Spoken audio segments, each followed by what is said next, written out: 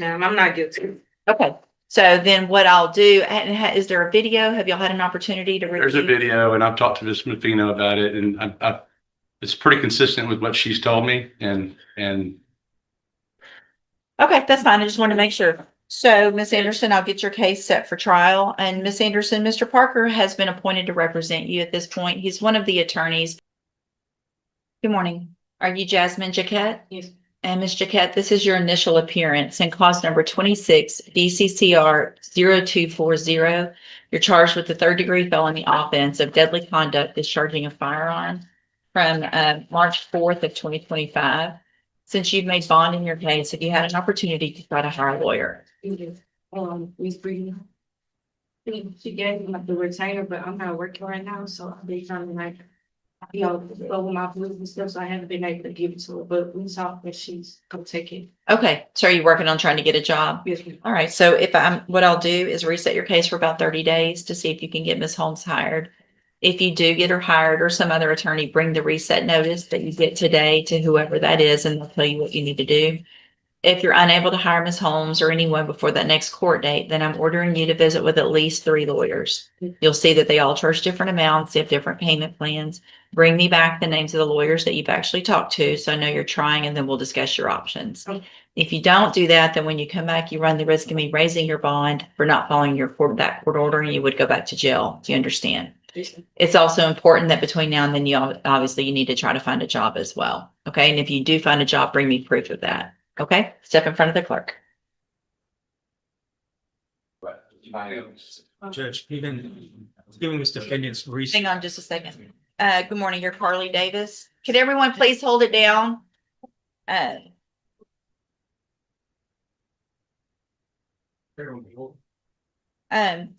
So Ms. Davis, you were late for court. I forfeited those bonds. I'll recall those forfeitures. It is extremely important that you are on time to court. Do you understand? Yes, ma'am.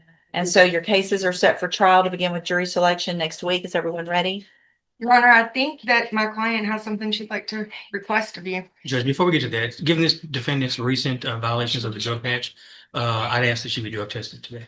So the drug patch, I have prescription. We've been Okay. going, yeah, we've been doing that. We got the prescription. It's the same one. There's nothing different. Otherwise, I would absolutely agree with you. So you're not driving, correct? Right. So that was part of that agreement. And so what do you have to say? With all due respect, I have, after our last time in front of you, I had signed a plea rejection. And it was, Mr. Lynch had told me the offer right before we came in here that morning.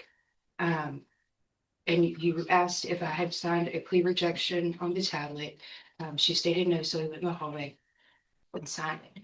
That plea rejection was different than the one that she had offered me right as we were at the elevator. So I was a little confused, and it didn't click until we were already, it was over. I was still here waiting for my Uber, and I sent her a text, and I never heard anything back. And I've tried to call several times. She finally had texted me about a month later and said she had been out. She would call me the next day. And I can show records of where I've been trying to get a hold of her. And So what Your do you- Honor, I just have my phone records. Well, yeah, it could have Not been true. 30 days. I mean, there's not all that adds up because it's only been 30 days since your last court date. Here's the thing. I just need to know if we're going to trial or not. Do you want to, if you want to take a plea offer, then you guys can discuss that this morning and we can get it taken care of. But your case is set for trial next week. I'm not changing attorneys. I'm not setting it for anything. I will order the cases for trial tomorrow after my jail docket. And so you'll know then what the trial order is for next week. But after today, there won't be any plea agreements accepted. Do you understand that? yes. So do y'all want to visit for a minute or do you want to go forward with trial? Probably. Visit for a minute? Okay, I'll hold it. Y'all go visit. Thank you. Yeah, thank you, ma'am. thought beyond this for Anderson, we did rejections. Okay. Yeah, I didn't want you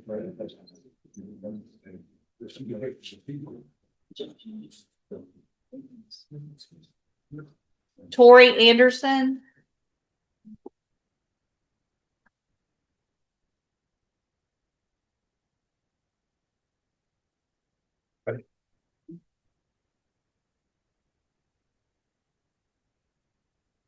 In your honor, for the record, she told me her name is Tori Sam, and that was the name on her driver's license when she got pulled over.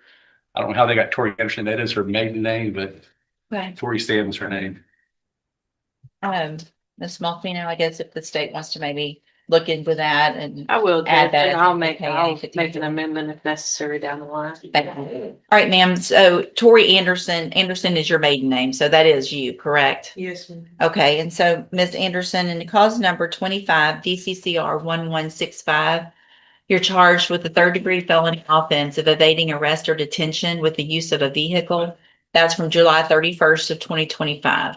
And what that means, ma'am, is that if you go to trial and you're found guilty by a jury, the range of punishment would be between 2 years and up to 10 years in prison. Do you understand? Yes, Answer out ma'am. loud. Thank you. And I have here on the tablet a plea bargain rejection that has your signature on it with Mr. Parker's.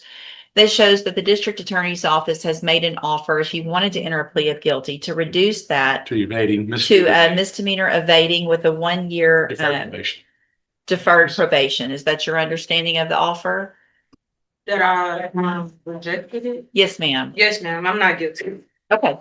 So then what I'll do, is there a video? Have y'all had an opportunity to There's a review? video, and I've talked to Ms. Mufino about it, and it's pretty consistent with what she's told me, and Okay, that's fine. I just wanted to make sure. So, Ms. Anderson, I'll get your case set for trial. And Ms. Anderson, Mr. Parker has been appointed to represent you at this point. He's one of the attorneys who handles a lot of cases for me as a court-appointed lawyer. With your permission, I can release him and appoint another attorney today who could begin preparation for trial a little quicker. Is that okay with you? It's up to you. You can keep Mr. Parker or you can get another attorney. I'll keep what I have. I'm not interested in changing. Sure. All right, Mr. Parker, we'll begin preparation for trial. Make sure you stay in touch with Mr. Parker so that you'll know when to be back and ready for trial, okay? Yes, ma'am. I'm sorry to interrupt. Go ahead. If I may, and this is no way directed at Mr. Parker. He has discussed this case multiple times with me. We have exchanged notes. I have watched the video and taken notes myself on it and relayed some information. I agree that some parts of it are consistent, but I would just ask, again, not directed at Mr. Parker, but at Ms. Anderson, that she watch it before we get to jury selection. Okay, thank you. And Mr. Parker, if you, Ms. Anderson, make sure you make an appointment, go visit with Mr. Parker so you can watch the entire video, visit about everything. If there's any change before that trial date, let me know ahead of time, because once you get to the trial date, I don't accept plea agreements. So y'all visit before then, don't wait till the last minute, okay? Yes, ma'am. Thank you. You're free to go. Thank you. At this point, nobody's talking about plea deals anymore. Now it's all about trial strategy. And once a judge starts organizing trial order like this, things just got very real for everyone involved. Time to visit. Ms. Delisha, what is the announcement? We're ready for trial. Okay, and so what is the state's, which case, I guess, would be first? The older one, the newer one? Judge, can I give the court an answer? Maybe I can, please.